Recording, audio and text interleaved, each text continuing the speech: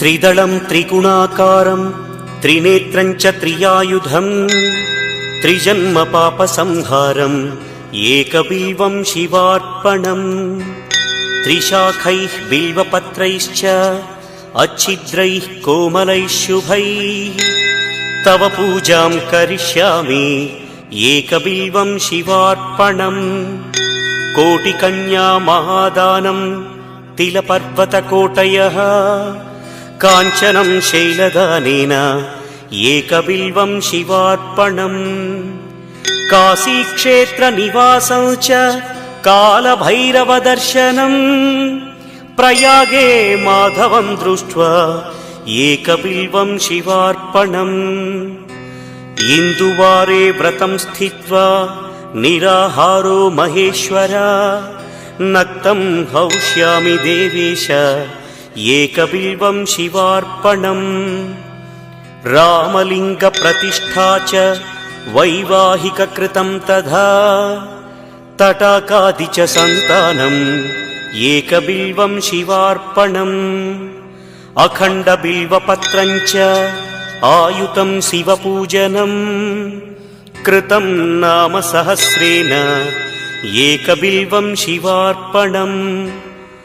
उमया सह देवेश नन्दिवाहनमेव च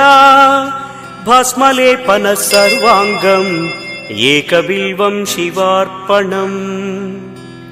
सालग्रामेषु विप्राणां तटाकं दशकूपयोः यज्ञकोटिसहस्रस्य एकबिल्वं शिवार्पणम् दन्तिकोटिसहस्रेषु अश्वमेधशतक्रतौ कोटिकन्या महादानम्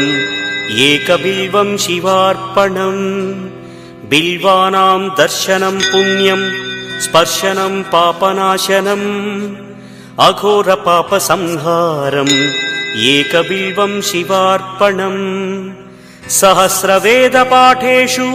ब्रह्मस्थापनमुच्यते अनेकव्रतकोटीनाम् एकबिल्वं शिवार्पणम् अन्नदानसहस्रेषु सहस्रोपनयनं तथा अनेकजन्मपापानि एकबिल्वं शिवार्पणम् बिल्वाष्टकमिदं पुण्यं यः पठेत् शिवसन्निधौ शिवलोकमवाप्नोति एकबिल्वं शिवार्पणम्।